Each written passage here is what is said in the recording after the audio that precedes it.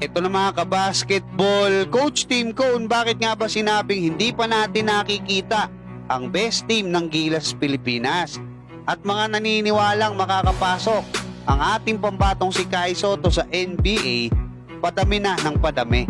Sa naging press conference kahapon, matapos talunin ng ating Gilas Pilipinas ang number 22 sa FIBA World Ranking na New Zealand, ay proud na sinabi ni Coach Tim Cone na hindi pa natin nakikita ang best team ng ating Gilas Pilipinas.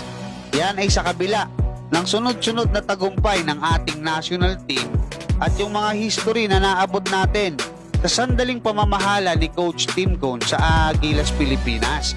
Tatlong historical moment mga kabasketball ang nagawa ng Gilas Pilipinas. Una na nga dyan, yung muling pagkuha ng Pilipinas ng gintong medalya diyan nga sa Asian Games na mahigit 60 taon na hindi natin nakukuha. Nagawa din ng ating national team na manalo ulit sa wakas, no?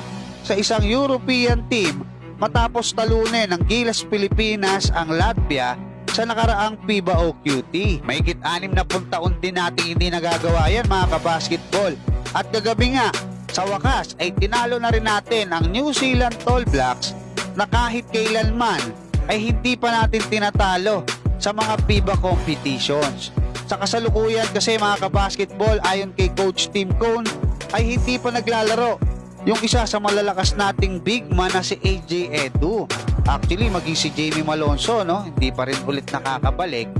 Kaya alam naman natin na mas palalakasin, especially ni AJ Edu, ang ating national team. Katulong siyempre si Kai Sotto at Junmar Fajardo diyan sa ilalim. Sa ibang balita mga kabasketball, matapos ngang makapagpakita ang ating pambatong si Kai Sotto ng magandang performance sa laban ng Gilas Pilipinas kontra sa New Zealand kagabi, scoring 19 points, 10 rebounds, 7 assists, 2 steals at 2 blocks.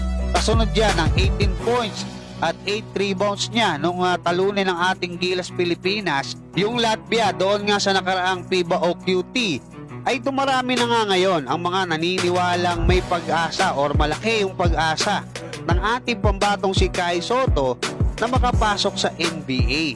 Makikita natin yan mga kabasketball sa mga comment sections, sa iba't ibang mga social media sites, at maging yung mga kilalang sports personality dito sa Pilipinas napabilib na din sa improvement na ipinapakita ngayon ng ating pambatong si Kai Sotto.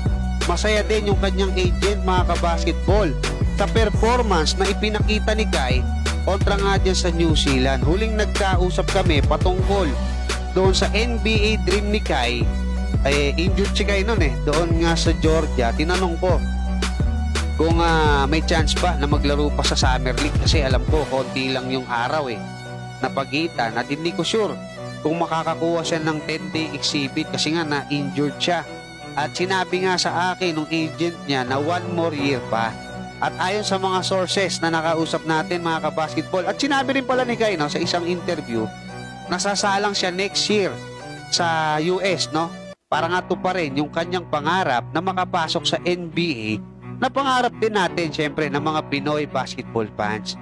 Hanggang dyan lang muna mga kabasketball. Maraming salamat at God bless sa inyong lahat.